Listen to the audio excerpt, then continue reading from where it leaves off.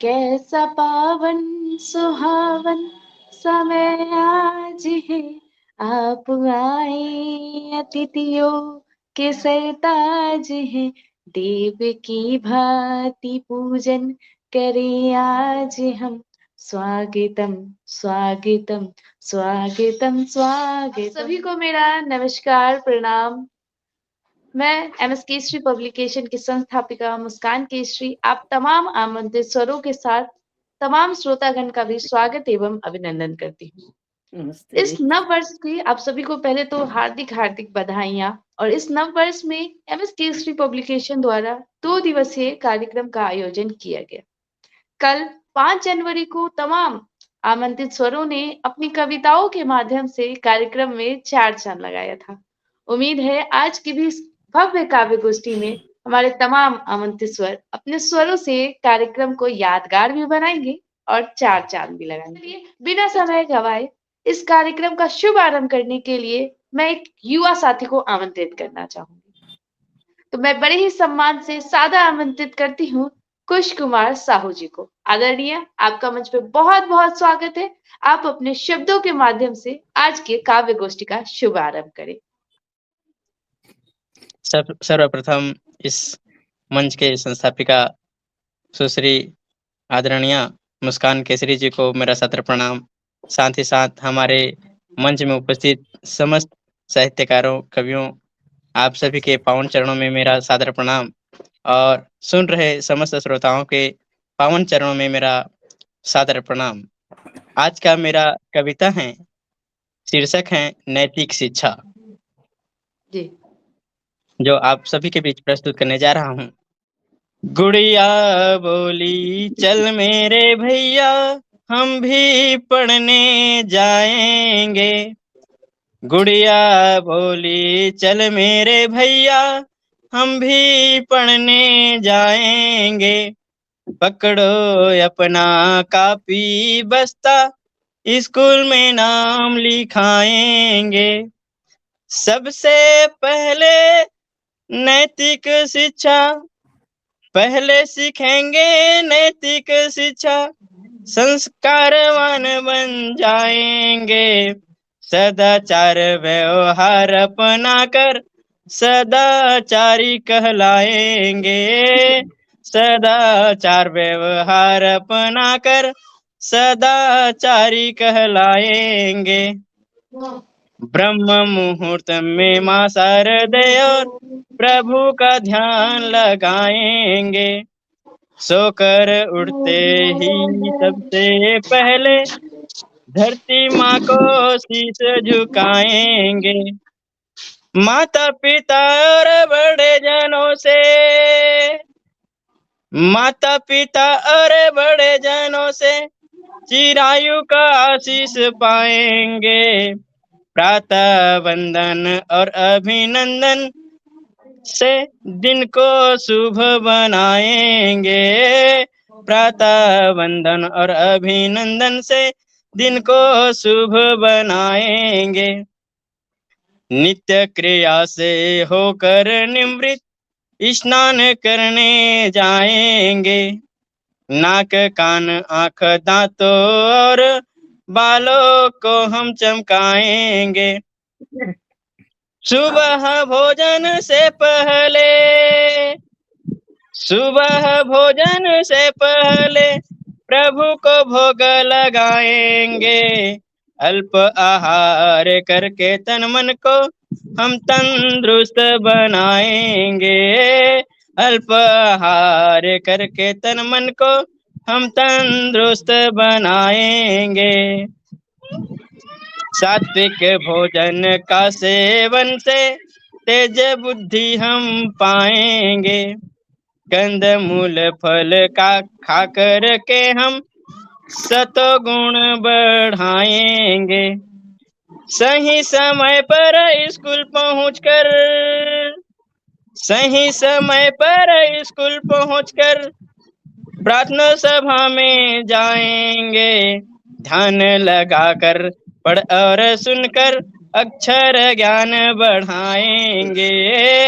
ध्यान लगाकर पढ़ और सुनकर अक्षर ज्ञान बढ़ाएंगे, गुरुजनों की आज्ञा मानेंगे, उनसे जुबान नहीं लड़ाएंगे, सभी से मीठे वचन बोलकर मित्र नए हम बनाएंगे, सदा सत्य बोलेंगे, सदा सत्य बोलेंगे, झगड़ों से दूरी बनाएंगे, धर्म कर्म में नित रखेंगे निष्ठा, सदाचारी कहलाएंगे, धर्म कर्म में नित रखेंगे निष्ठा, सदाचारी कहलाएंगे, निर्धर्म ग्रंथों का पाठन कर स्वाध्यायी बन जाएंगे, महापुरुषों के जीवनी पर उनके मार्ग पर कदम बढ़ाएंगे, जल्दी सोना जल्दी जगना, जल्दी सोना जल्दी जगना, योगासन कर जाएंगे, करके समय का सदुपयोग जग में नाम कमाएंगे, करके समय का सदुपयोग जग में नाम कमाएंगे, करेंगे पढ़ाई पूरी लगन से, करेंगे पढ़ाई पूरी लगन से, अच्छे नंबर लाएंगे, जिस विद्यालय में पढ़ेंगे हम नाम ऊंचा कर जाएंगे, जिस विद्यालय में पढ़ेंगे हम नाम ऊंचा कर जाएंगे। अंतिम में मेरी गुड़िया कहती हैं, दुखियों के सेवा के खातिर मैं डॉक्टर बन जाऊंगी, दुखियों के सेवा के खातिर मैं डॉक्टर बन जाऊंगी, मातृभूमि के रक्षा हेतु तुम सैनिक बन जाओगे, मातृभूमि के रक्षा हेतु तुम सैनिक बन जाओगे। गुड़िया बोली चल मेरे भैया हम भी पढ़ने जाएंगे, गुड़िया बोली चल मेरे भैया हम भी पढ़ने जाएंगे। धन्यवाद। क्या बहुत ही सुंदर, बहुत ही सुंदर, बहुत ही शानदार आपने शीर्षक चुना और बहुत ही शानदार आपकी प्रस्तुति रही।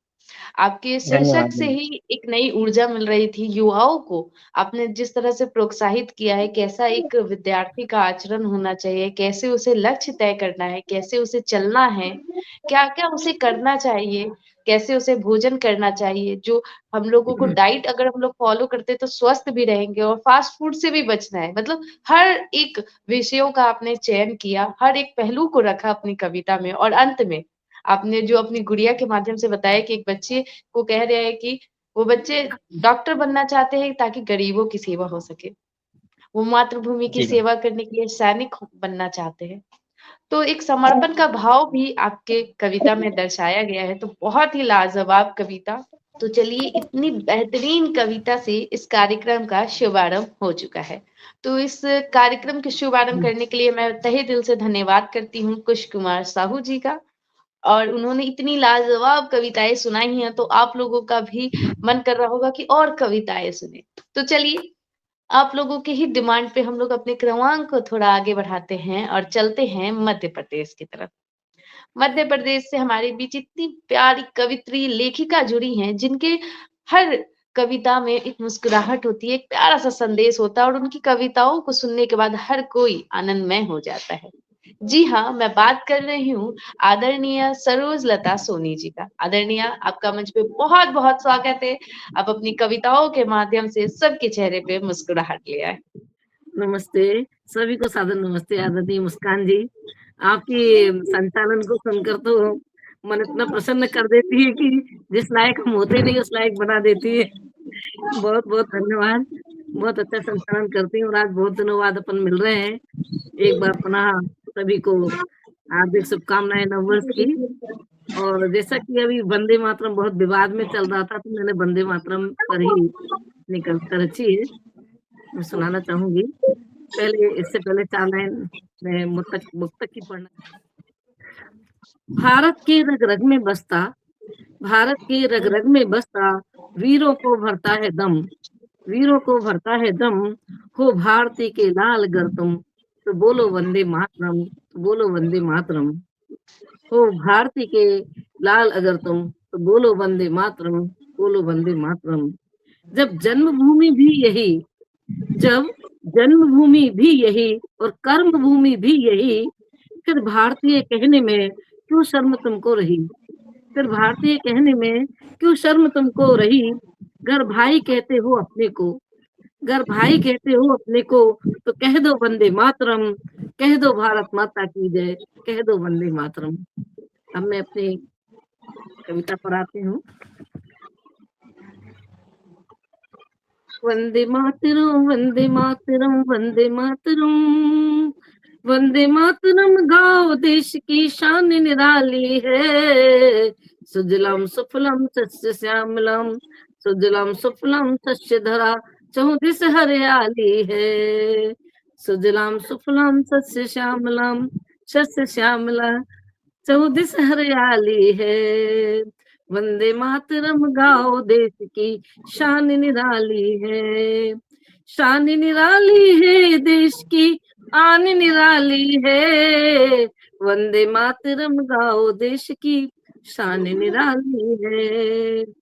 हिमगिरी शीश बना जिसकी बाजू बर्फानी है, हिमगिरी शीश बना जिसकी बाजू बर्फानी है।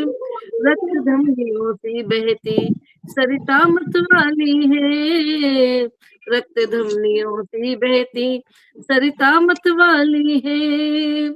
सागर जिसके चरण पखारे अलख निराली है। वंदे मातरम गाओ देश की शान निराली है, वंदे मातरम गाओ देश की शान निराली है। खेतों में स्वर्णिम फसलें हरसाने वाली है, खेतों में स्वर्णिम फसलें हरसाने वाली है। मलयागर की सुतिमंद पवन की लहर निराली है, मलयागिरी की सुतिमंद पवन की लहर निराली है। नए युग के नवल भोर, नए युग की नवल भोर अब आने वाली है। वंदे मातरम गाओ देश की शान निराली है, वंदे मातरम गाओ देश की शान निराली है। भाषा भूषा वेश रंगारंग उत्सव वाली है, भाषा भूषा उत्सव, भाषा भूषा वेश रंगारंग उत्सव वाली है। धर्म जाति सब अलग अलग बस एक कहानी है, धर्म जाति सब अलग अलग बस एक कहानी है। सभ्यता संस्कृति संस्कार की, सभ्यता संस्कृति संस्कार की बात निराली है। वंदे मातरम गाओ देश की शान निराली है, वंदे मातरम गाओ देश की शान निराली है। कण कण में जीवन की ज्योति माटी स्वाभिमानी है, कण कण में जीवन की ज्योति माटी स्वाभिमानी है। वेद पुराण आध्यात्म ज्ञान की, वेद पुराण आध्यात्म ज्ञान की खान निराली है, वेद पुराण आध्यात्म ज्ञान की खान निराली है। विश्व गुरु की धर्म ध्वजा, विश्व गुरु की धर्म ध्वजा फहराने वाली है। वंदे मातरम गाओ देश की शान निराली है, वंदे मातरम गाओ देश की शान निराली है। शान निराली है देश की आन निराली है, वंदे मातरम गाओ देश की शान निराली है, वंदे मातरम गाओ देश की शान निराली है।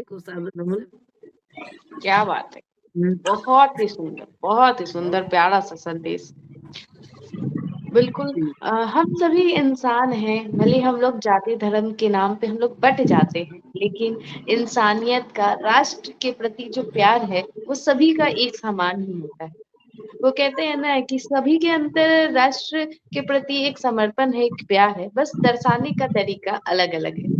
कोई साहित्य के माध्यम से दर्शाता है, तो कोई अपने खून-पसीने से, लेकिन देशभक्ति का जुनून तो हर एक सदस्य के अंदर होता है। तो बहुत ही सुंदर और बिल्कुल अभी जो विषय चर्चा में चल रही है, आपने उस पे रचना लिखी है, वो तो बहुत ही बेहतरीन और आज आपने पहली बार उसे गाया भी है, तो काफ़ी अच्छा लगा आपकी सुमधुर आवाज़ में हम लोगों ने वंदे मातरम की एक नई गीत को सुना है, तो बहुत आनंद आया। धन्यवाद। एक और इतनी प्यारी रचना को सुनने के बाद अब हम लोग मध्य प्रदेश से निकलते हैं और चलते हैं छत्तीसगढ़ की तरफ, जहाँ से हमारे बीच जुड़े हैं आदरणीय रियाज खान गौहर सर। आदरणीय आपका मंच पे बहुत-बहुत स्वागत है। आप आएँ और अपना काव्य पाठ करें। जी मैडम, एक मतलब 2-3 शेर से शुरू करता हूँ अपनी बात कि शायरी है मेरी जिंदगी के लिए, शायरी है मेरी जिंदगी है मेरी शायरी के लिए, और इसके सिवा कुछ बचा ही नहीं, पास मेरे रहे जिंदगी के लिए, और इसके सिवा कुछ बचा ही नहीं, पास मेरे रहे जिंदगी के लिए। और क्या से क्या लोग करते नहीं है जतन, क्या से क्या लोग करते नहीं है जतन, रास्ता कोई हो नौकरी के लिए, ना रास्ता कोई हो नौकरी के लिए। और एक गजल पेश करता हूँ। आज फिर ये कहाँ से उठा है धुआं, आज फिर ये कहाँ से उठा है धुआं, ये कहाँ से कहाँ जा रहा है धुआं, ये कहाँ से कहाँ जा रहा है धुआं। और नफरतों का ये कैसा उड़ा है धुआं, नफरतों का ये कैसा उड़ा है धुआं, घर जलाकर उड़ाया गया धुआं, वो घर जलाकर उड़ाया गया है धुआं। और देश बर्बादियों की तरफ जा रहा, देश बर्बादियों की तरफ जा रहा, अब तो कमजोर करने लगा है धुआं, अब तो कमजोर करने लगा है धुआं। और जाने कब ये रुकेगा पता ही नहीं, जाने कब ये रुकेगा पता ही नहीं, ये कहाँ से कहाँ आ गया है धुआं, ये कहाँ से कहाँ आ गया है धुआं। अब क्यों जुबां बंद है सब, सब यही खामोश है, कोई कुछ तो कहे क्यों उड़ा है धुआं, कोई कुछ तो कहे क्यों उड़ा है धुआं। और देखिए जल रहा है ये सारा वतन, देखिए जल रहा है ये सारा वतन, नफरतों से ये निकला हुआ धुआं, नफरतों से निकला हुआ है धुआं। और काम इसके सिवा और कुछ भी नहीं, काम इसके सिवा और कुछ भी नहीं, उनकी हर बात पर ही उठा है धुआं, उनकी हर बात पर ही उठा है धुआं। और देखिए तो सही चाल उसकी जरा, वो उड़ाता चला जा रहा है धुआं, वो उड़ाता चला जा रहा है धुआं। और चैन मिलता नहीं, चैन मिलता हमें काश ऐसा भी हो, चैन मिलता हमें काश ऐसा भी हो, रुक भी जाता ये उड़ता हुआ धुआं, रुक भी जाता ये उड़ता हुआ धुआं।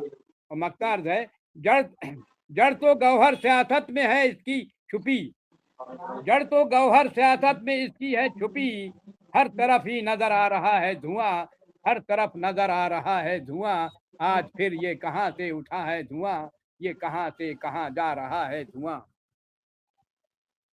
जी शुक्रिया मैडम। क्या बात, बहुत ही सुंदर, लाजवाब। और क्या कहें, आपकी तो गजलें हमेशा हर बार की तरह बहुत ही लाजवाब होती है, एक नए विषयों पे होती है, जिसको सुनकर बिल्कुल आनंद आ जाता है।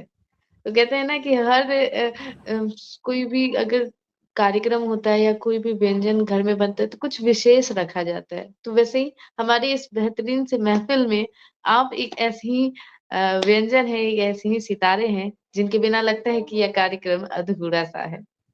तो बहुत ही शानदार गज़लें आदरणीय, यूँ ही आप अपनी गज़लें सुनाते रहें और यूँ ही हमारे तमाम श्रोताएँ आपके गज़लों को सुनते रहें। तो चलिए, इतनी बेहतरीन गज़लें सुनने के बाद अब हम लोग छत्तीसगढ़ से निकलते हैं और चलते हैं महाराष्ट्र की तरफ, जहाँ से हमारे बीच जुड़े हैं आदरणीय डॉक्टर शारदा प्रसाद दुबे जी। आदरणीय, आपका मंच पे बहुत बहुत स्वागत है। आप आए और अपना काव्य पाठ करें।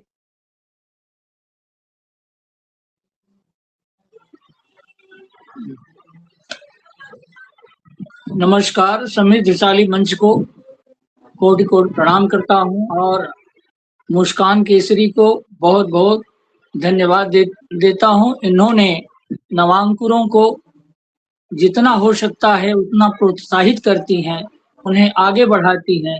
यह उनके व्यक्तित्व की और उनका पटल की खास बात है, इसके लिए उन्हें बहुत बहुत धन्यवाद देता हूँ। दम तक चित्तौड़ शेष, मरते दम तक चित्तौड़ शेर झुका नहीं जिसका स्वाभिमानी तेवर था। मरते दम तक चित्तौड़ शेर झुका नहीं जिसका स्वाभिमानी तेवर था। वह मातृभूमि का अटल भक्त, वह मातृभूमि का अटल भक्त, शौर्य पराक्रम जिसका तेवर था। आज भी देश की माटी में के कतरे कतरे में चेतक की टाप सुनाई देती है। आज भी देश की माटी के कतरे कतरे में चेतक की टाप सुनाई देती है। महावीर योद्धा राणा प्रताप की खुददारी की बात सुनाई देती है, खुददारी की बात सुनाई देती है। और अभी हम गलवान घाटी में आक्रमण किए थे। ये घटना 20 जून 2020 की है। देखें, यह लड़ाई चीन से भारत के बीच हुई, लेकिन उन्होंने कैसा गद्दारी किया देश के साथ, वो देखें। गलवान घाटी पर आक्रमण, अचानक रात्रि में आक्रमण कर दिया था गलवान घाटी में चाइना। घातक घाती हमलावर को दिखाएंगे भारत का पारदर्शी आईना। घातक घाती हमलावर को दिखाएंगे भारत का पारदर्शी आईना। वह तो अपनी धूर्तता, छल कपट, विस्तारवाद पे तानता है सीना। हमारे देश की नवजल थल सेनाएं दुश्वार कर देंगी चीन तेरा जीना, दुश्वार कर देंगी चीन तेरा जीना। 17 देशों की एलआईसी पे तुम्हारा नित रहता था झगड़ा। 17 देशों की एलआईसी पे तुम्हारा नित रहता है झगड़ा। सकल विश्व के देशों ने तुझे तेरे जाल में है जकड़ा। वतन वतन के एलआईसी पर तेरे सैनिकों का रहता है नया नया नखड़ा। सबों ने अपनी अपनी एलआईसी पर कानून ला दिया है तगड़ा। सभी अपने अपने एलआईसी पर सख्त कानून ला दिया है तगड़ा। 20 शहीद जवानों की शहादत को हम व्यर्थ नहीं जाने देंगे। 20 शहीद जवानों की शहादत को हम व्यर्थ नहीं जाने देंगे। उनकी शौर्य, वीरता, साहस, देशभक्ति को हम पूरे हिंदुस्तान में बिखेरेंगे। वतन का जतन करते करते तूने अपने प्राणों का है बलिदान किया। हे भारत माता के अमर सपूत, तुम्हारी इस कुर्बानी को हम सदा सजोते रहेंगे। तुम्हारी इस कुर्बानी को सदा हम सजोते रहेंगे। हे तिरंगे आसमानी आसमानी, हे तिरंगे आसमानी आसमानी, तुझ पर गर्व करता है हर हिंदुस्तानी। ए तिरंगे आसमानी आसमानी, तुझ पर गर्व करता है हर हिंदुस्तानी। वतन की भलाई में दुश्मनों के साहस को तूने कर दिया था पानी पानी। दुश्मनों के साहस को तूने कर दिया था पानी पानी। हे मेरे देश के प्रहरी, तुम्हारों प्राणों की आहुति की है एक निशानी। आखिरी सांस के चलते चलते तूने रच दिया अपने जीवन की अद्भुत अमर कहानी। तूने अपने जीवन की रच दिया अद्भुत अमर कहानी। जय हिंद, जय वंदे मातरम, वंदे मातरम। बहुत ही खूब आदरणीय, बहुत ही खूब। बिल्कुल, आपके शब्दों से देशभक्ति के लिए एक अलग ही ऊर्जा भरती है हर एक युवाओं के अंदर। आपके हर एक कविता से कुछ न कुछ जानकारी मिलती है। अक्सर देखा जाता है कि हमारे जो आने वाली पीढ़ी है या हमारे जो युवा साथी है, उनको इतिहास की सही जानकारी है ही नहीं। वो कहीं न कहीं जो फ़िल्मी तौर पे जो दिखाई गई है या कहीं पाठ्यक्रम में जो टूटी-फूटी जानकारी दी गई है, वही जानते हैं। तो एक साहित्यकार का यह भी दायित्व है कि वो अपनी ऐतिहासिक चीज़ों को, धार्मिक चीज़ों को अपने कविता के माध्यम से दर्शाए, जो आपकी रचनाओं में हमें हमेशा देखने को मिलता है। देश के उन वीर सपूतों को आप हमेशा नमन करते हैं और उन पे रचनाएँ लिखते हैं और हम जैसे युवाओं को और प्रेरित करते हैं और जानकारी साझा करते हैं कि कैसे हमारे वीर सपूतों ने बलिदानी दी हमारी मातृभूमि के। तो बहुत ही शानदार आदरणीय आपकी रचना। बाकी आपकी रचना की समीक्षा कार्यक्रम के अंत में की जाएगी। धन्यवाद मैडम, धन्यवाद। तो चलिए इतनी देशभक्ति और इतनी ऊर्जावान कविता के बाद हम लोग अपने क्रमांक को थोड़ा आगे और बढ़ाते हैं। महाराष्ट्र से अब निकलकर मध्य प्रदेश की ओर चलते हैं। मध्य प्रदेश से हमारे बीच जुड़े हैं आदरणीय बलराम यादव देवरा जी। आदरणीय, आपका मंच पे बहुत बहुत स्वागत है। आप आए और अपना काव्य पाठ करें। सम्मानित मंच को सादर नमन। और जे हम आप सभी का सौभाग्य है या यूं कहें कि मुस्कान जी की विशेष हम लोगों पर एक प्रेम है कि वो हर 5 और 6 तारीख को हम आपको यदा कदा जोड़ ही लेती हैं।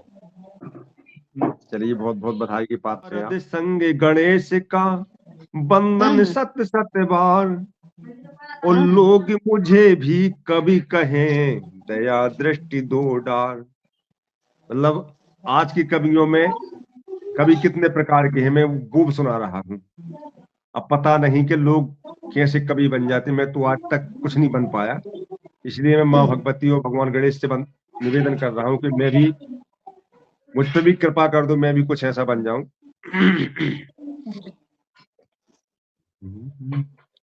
आज कली कैसे कवि गण बन रहे हैं, आज कली कैसे कवि गण बन रहे हैं, अपने मुहे मियाँ मिट्ठू बन रहे हैं।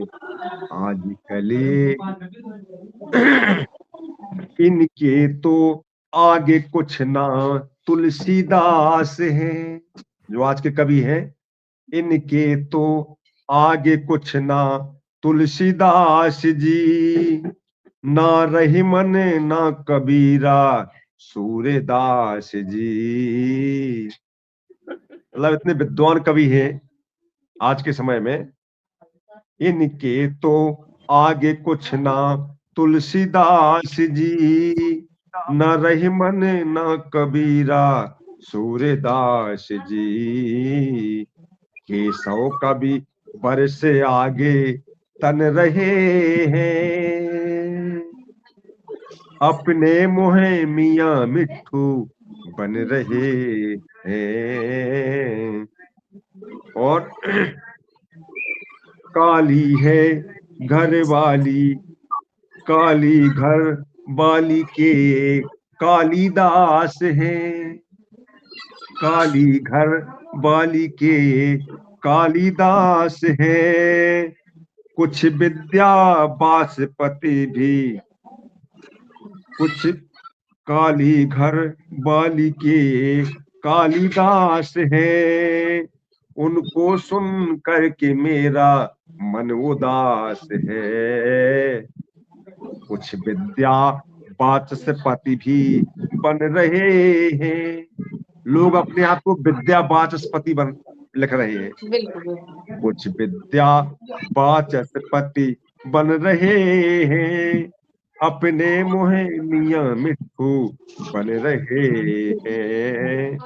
आज मैंने पढ़ा कुछ लोगों को, लिखते हैं कुछ लिखते हैं लाइने तो पूर्ण का चार है, दो चार लाइन लिखते हो, वो अपने आप को पूर्ण का चार लिख रहे।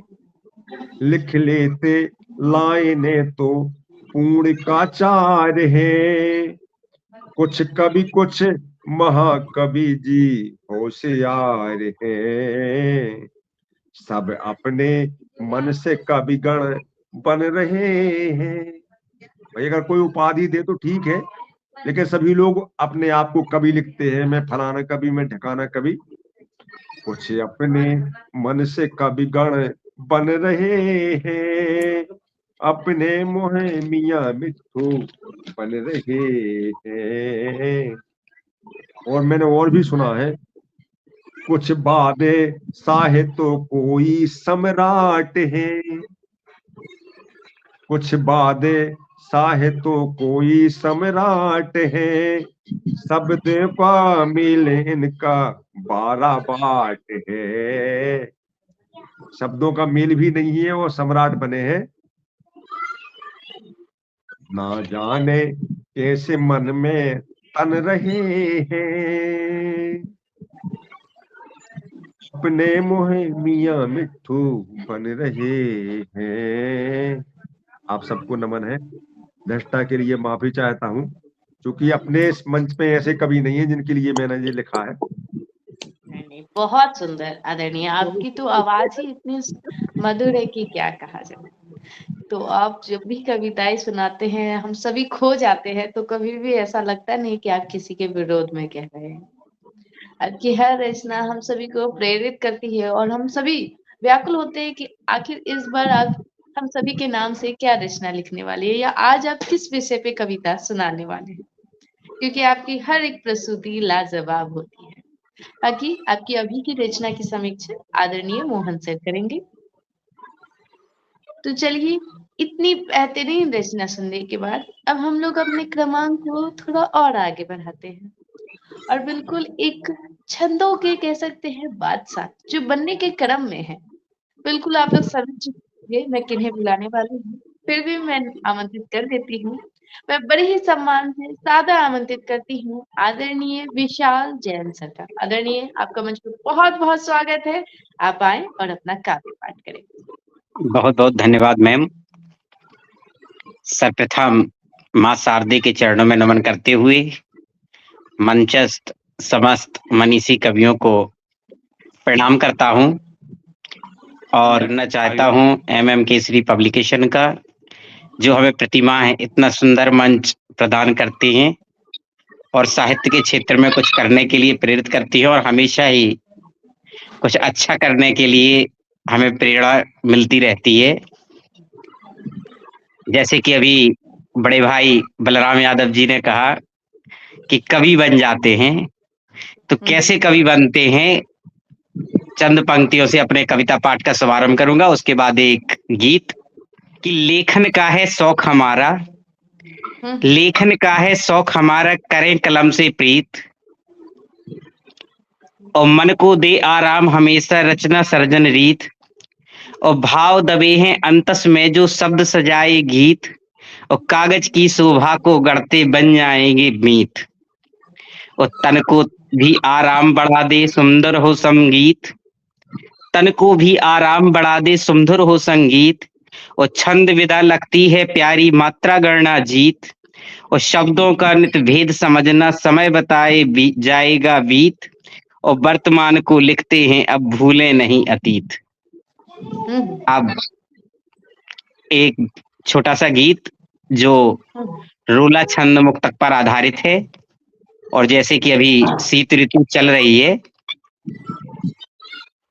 कि लिखते ललित विशाल शरद ऋतु सजन सुहाए, मधुर सुनो एह गीत हास मुखमंडल लाए, शीतल चली बयार को हिरा लेकर आए, दिव्य चांदनी रात मंद सी ठंड समाए, पत्तों पर मृदु ओस, पत्तों पर मृदु ओस गगन में सर्द हवा हो, मधुर सुनो यह गीत हास मुखमंडल लाए, लिपट धुंध में प्रात रश्मि दिन कर छुप जाए, कदम तले हिम जान सुनहली आभा छाए, शीत लहर की रात मनुज मन मीठा अनुभव, मधुर सुनो यह गीत हास मुखमंडल लाए। चाय गरम निज हाथ ओढ़नी साथ निभाए, आओ हम सब संग अलाओ तासन लाए। महके वायु सुगंध पुष्प जब मन उपवन डोले, मधुर सुनो यह गीत हास मुखमंडल लाए। शीत शरद ऋतु एक राम लीला मन भाए, शीत शरद ऋतु एक रास लीला मन भाए। रोशन कर दे चांद प्रेम जीवन बन जाए, सजी प्रकृति के संग बेहग पशु विचरण करते, मधुर सुनो यह गीत हास मुखमंडल लाए। कलरव तरुवर साख गूंज खग मधुर सुनाई, पोखर उठे तरंग शांत शीतल मन भाए। पावन ऋतु से मीत भ्रमण आनंदित कर दे, मधुर सुनो यह गीत हास मुखमंडल लाए। बात है बिल्कुल। सच में लगता है कि अब आपको छंदों का बादशाह ही कहना चाहिए। आपकी हर छंद, आपकी हर गीत, कविता इतनी अच्छी होती है कि मन करता है कि सुनते जाएं, सुनते जाएं और सुनते ही जाएं। तो बहुत बहुत ही बहुत धन्यवाद आपका। शानदार कविताएं लिखते हैं। कई छंदों के लिए आज विशाल जैन सर को जाना जाता है और कई प्रतियोगिता के वो लगातार विजेता बन रहे हैं। उनके अभी हाल ही में एक साझा संकलन भी आई थी जिसकी काफी चर्चा रही। तो बहुत ही कुशल कवि हैं जो अपनी राष्ट्रीय स्तर पे पहचान बना रही है, जिसका कुछ झलक आप सभी को इनकी रचना में अभी प्रत्यक्ष रूप से दिखाई भी दे रहा होगा। तो बहुत ही शानदार आदरणीय आपकी कविता। बाकी आपकी कविता की समीक्षा मोहन सर करेंगे। बहुत जी ही बहुत बहुत शानदार। धन्यवाद। देश भर के कविगण ने अपनी अपनी भावनाओं को कविता, गजल के माध्यम से दर्शाया है। तो अब बारी है इन तमाम कवियों की कविता की समीक्षा सुनने की। तो मैं बड़े सम्मान से इस मंच के समीक्षक और आज के मुख्य अतिथि आदरणीय चंद मोहन नीले सर का तहे दिल से स्वागत करती हूँ। आदरणीय आप आए और सभी की कविताओं की समीक्षा करें। बहुत बहुत धन्यवाद मुस्कान जी। आज की काव्य गोष्ठी का शुभारंभ कुछ साहू जी ने किया अपनी नैतिक शिक्षा पढ़ के। गुड़िया बोली चल मेरे भैया हम भी पढ़ने जाएंगे, सभी से मीठे बोल धर्म कर्म में रखेंगे निष्ठा, सदाचारी कहलाएंगे, करते समय का सदुपयोग जग में नाम कमाएंगे। बहुत सुंदर प्रेरणादायक प्रस्तुति थी उनकी, बहुत बहुत बधाई उन्हें। उसके बाद सरोजलता सोनी जी ने कह दो वंदे मातरम गायकी के साथ वंदे मातरम गाओ देश की शान निराली है। बहुत ही भावनात्मक पूरे ढंग से उन्होंने वंदे मातरम का मुद्दा उठाया और उसको पेश किया। बहुत बहुत धन्यवाद। फिर आई रियाज खान गौहर जी, उन्होंने कुछ पंक्तियां पढ़ी, शायरी जिंदगी है, और गजल सुनाई आज फिर से ये कहां से उठा है धुआं। उनकी रचनाओं में एक आम इंसान की शिकायत हमेशा रहती है, जो बहुत ही अच्छी बात है कि एक आम इंसान आज के दौर में क्या महसूस करता है वो अपनी गजलों से पेश करने की कोशिश करते हैं। बहुत बहुत मुबारक। फिर डॉक्टर शारदा प्रसाद दुबे जी की बारी आई और उन्होंने राणा प्रताप जी के ऊपर रचना सुनाई, वरनादाई का जिक्र किया और गलवा घाटी के युद्ध का वर्णन करके नया जोश भर दिया मंच में। बहुत बहुत धन्यवाद डॉक्टर शारदा प्रसाद दुबे जी। और फिर हमारे बलराम यादव देवरा जी। बलराम जी, एक मुझे संशय है, आपका नाम अजय यादव आता है, तो अजय यादव बुलाया जाए या बलराम यादव देवरा बुलाया जाए? जी बलराम यादव बुलाया, चूंकि मेरे उससे जुड़ नहीं पाता मैं दूसरी आईडी से जुड़ा हूँ सर। ओके ठीक है, बहुत बहुत धन्यवाद। क्योंकि मैं नाम देखता हूँ तो मैं सोचता हूँ क्या अजय यादव कौन है, और बलराम बोलते तो बलराम यादव देवरा जी हैं। एनीवे आज उन्होंने अपनी जिज्ञासा को प्रकट किया गणेश वंदना सरस्वती वंदना से, और फिर आजकल कैसे कविगण बन रहे हैं, अपने मुंह मियाँ मिट्टू बन रहे हैं। बहुत ही कटाक्ष भी था और हकीकत भी थी। बहुत बहुत धन्यवाद बलराम जी।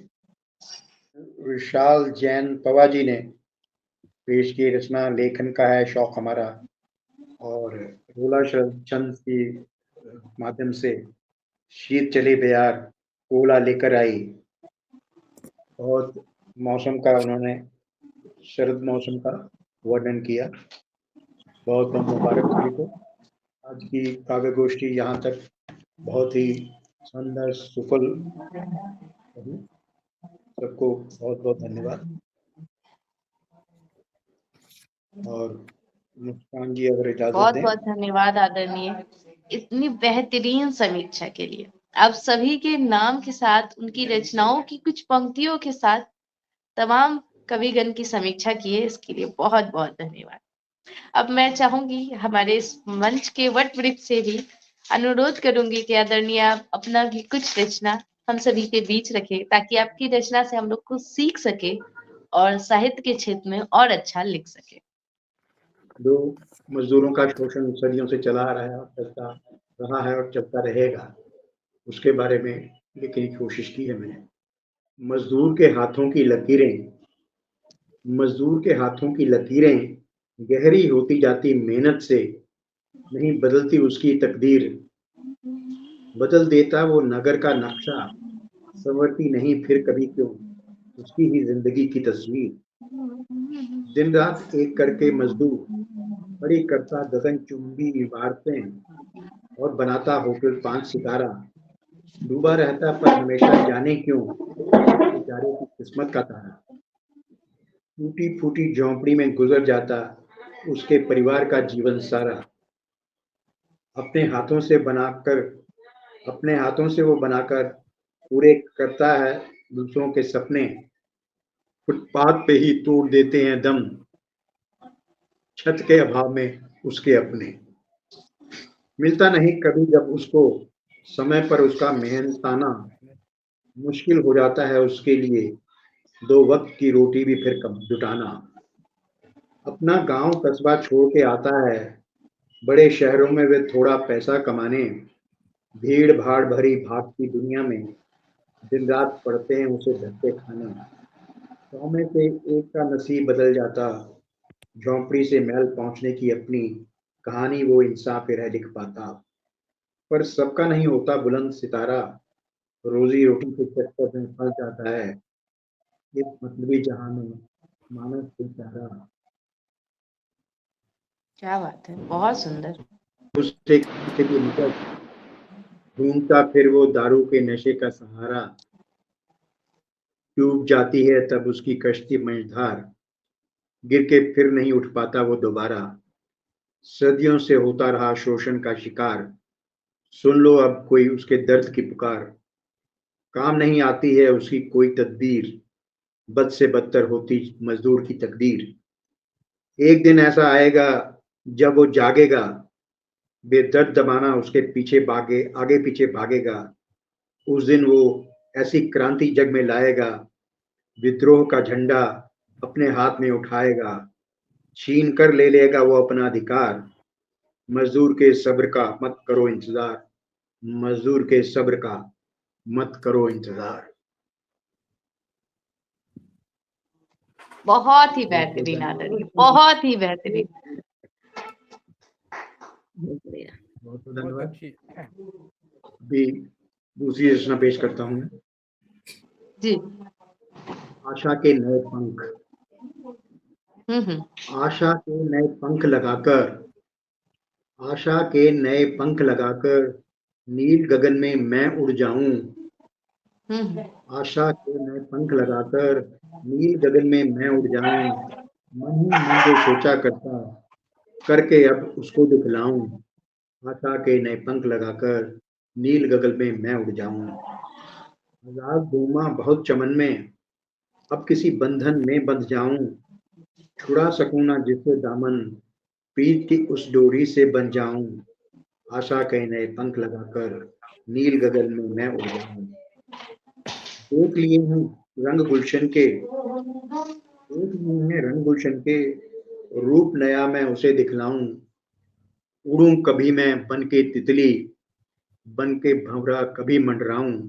आशा के नए पंख लगाकर नील गगन में मैं उड़ जाऊं। कर दे खत्म जहां से नफरत, कर दे खत्म जहां से नफरत, लोगों को मैं ऐसा पाठ पढ़ाऊं। दीप जला के मन में प्रेम का जग में उजाला करता जाऊं। आशा के नए पंख लगाकर नील गगन में मैं उड़ जाऊं। राह चलूं मैं हमेशा नेकी की, राह चलूं मैं हमेशा नेकी की, बदी करने से सदा खतराऊं। मान मुझे हो जिसे जीने का, ऐसा जीवन चाहूं जी जाऊं, ऐसा जीवन चाहूं जी जाऊं। आशा के नए पंख लगाकर नील गगन में मैं उड़ जाऊं। आशा के नए पंख लगाकर नील गगन में मैं उड़ जाऊं। मन ही मन जो सोचा करता, करके अब उसको दिखलाऊं। आशा के नए पंख लगाकर नील गगन में मैं उड़ जाऊं। बहुत बहुत क्या बात है, धन्यवाद। बहुत सुंदर, बहुत सुंदर। बहुत सुंदर। तो हमारे आज के मुख्य अतिथि ने भी अपनी शानदार प्रस्तुति से इस महफिल में और चार चार लगा दिया। तो हमारे तमाम आनंद स्वरों ने अपनी बहुत सारी भावनाओं को दर्शा दिया है। अब बारी है एक बहुत ही प्यारी सी पुस्तक के विमोचन का। तो मैं आदरणीय सरोज लता मैम से चाहूंगी कि वो उनका पृष्ठ कवर दिखाएं, और यह उनकी एक काव्य संग्रह है जो छपकर आ चुकी है और इसका वो विमोचन कर रही है। बहुत बहुत बधाई आदरणीय सरोज लता जी, आपने शीर्षक इतनी इसका शानदार पुस्तक लिखी, जी, और इसके बारे में अगर आप 2 शब्द बताएं हमारे दर्शकों को तो और अच्छा रहेगा। इसका बहुत बहुत शीर्षक है मुबारक। साथ कहाँ तक निभाओगे। एक सैनिक की प्रियतमा की कहानी पर आधारित है। आप लोगों ने सबने पढ़ी होगी चंद्रधर शर्मा गुलेरी की कहानी। उसने कहा था, ये उसने कहा था साथ कहाँ तक निभाओगे। ये एक टॉपिक दिया गया था एक कवि सम्मेलन में, तो मैंने उस पर ये कविता बोली, तो मेरी कविता प्रथम आई थी, तो मैंने उसी टॉपिक को मैंने इसका आधार बनाया, और बस ये वो कविता भी इसमें शामिल है। आप कहें तो मैं सुना दूं। बिल्कुल, और बिल्कुल। और कविता लिखने की प्रेरणा मुझे मेरे पिताजी से मिली है। मेरे पिताजी भी कवि रहे हैं, और मैं पढ़ाती थी तो बच्चों को स्कूल में तैयार करवाने के लिए कविताएं, नाटक, कहानी वगैरह लिखती रहती थी। तो धीरे-धीरे चाव बढ़ गया कविता लिखने का। तो मैं आप सभी को धन्यवाद देती हूँ, और आप सभी अगर ये पुस्तक आप कहें तो मैं आपको भेज दूँगी। और ये बहुत ही प्यारी पुस्तक है, और हम सभी आपको यही शुभकामना देते हैं कि आप यूं ही अपनी अनगिनत पुस्तकों को प्रकाशित करते रहें और दर्शकों के दिलों में अपनी जगह बनाते रहें। बहुत ही शानदार पुस्तक की कवर है, और उम्मीद है कि आप जिस तरह से रचना प्रस्तुत करती हैं उससे भी कई ज्यादा बेहतर शब्दों का चयन करके आपने इस काव्य संग्रह को संयोजा होगा, और आज यह आपके हाथ में। जी, तो मैं चाहूँगी कि ये सुना दूँ क्या? कि समय है अगर तो? चलिए। तो बहुत ही शानदार पुस्तक है जो सरोज लता सोनी जी ने लिखा है, बहुत ही संघर्ष से। तो हम चाहेंगे हमारे तमाम दर्शक उस पुस्तक को खरीदें और उस पुस्तक का अपना जो भी नाम प्रतिक्रिया है वो भी साझा करें। तो उन्होंने बड़ी ही प्यारी पुस्तक लिखी है, तो उसपे हम कुछ पंक्तियां जो हमने लिखा है वो आप सभी को सुनाते हैं। जिंदगी को जिंदगी हम कह रही, जिंदगी को जिंदगी हम कह रही, कुछ खुशी कुछ गम मगर हम सह रही, वाह! जिंदगी को जिंदगी हम कह रही। क्योंकि जिंदगी तो हम सभी जीते हैं, लेकिन हर किसी की जिंदगी की कहानी कुछ अलग होती है। तो हम क्योंकि कविता से ज्यादा कहानियों में रुचि रखते हैं, तो ये कहानी है कि एक लड़का और एक लड़की के बीच प्रेम हुआ, इश्क कहिए, मोहब्बत हुआ, और दोनों ने अपने घर से बिना कुछ कहे घर से भागकर शादी कर ली। और शादी करने के 6 महीने के बाद लड़के ने अपने जितना भी हो सकता है जायदाद अपने पिता से मांगा और वो जायदाद अपने पास कर लिया। ठीक 1 महीने बाद उस लड़की ने उसे डिवोर्स दे दिया, जिससे प्यार की, जिसके साथ भागी उसको डिवोर्स दे दी और जितना भी उसने अपने पिता से लड़के ने मांगा था अपने हिस्से का, वो सारा लड़की मांगने लगी। तो उसपे बस कुछ शेर है, सुनिएगा कि लड़का जब उस समय उसके अंदर क्या चलता है, क्योंकि वो अपने परिवार से भी दूर हो चुका है और जो अपने परिवार से मांगा उसने, वो भी आज उसकी ही प्रेमिका उसे मांग रही थी। तो लड़का कहता है कि पिता की दौलत अपना गुरूर सम्मान दे दे, तू चाहती क्या है, इस दिल के बदले जान दे दे। और जो कहती थी रह लूंगी छोटी झोपड़ी में, कोर्ट में कह रही शहर वाला मकान दे दे, शहर ओहो, वाला मकान दे दे। बहुत-बहुत धन्यवाद। बहुत बढ़िया, बहुत तो सुंदर। चलिए इन्हीं कुछ शेरों के साथ हम लोग आज की इस काव्य गोष्ठी का समापन करते हैं और उम्मीद है हमारे तमाम आमंत्रित स्वरों ने हमारे श्रोताओं के दिल में कुछ जगह बनाई होगी। तो यूं ही अपना प्यार आशीर्वाद देते रहें। हम लोग फिर मिलेंगे अगले माह के 5 और 6 तारीख को। तब तक आप सभी को मेरा नमस्कार। बहुत बहुत धन्यवाद मुस्कान जी, आपने मेरी बहुत-बहुत धन्यवाद।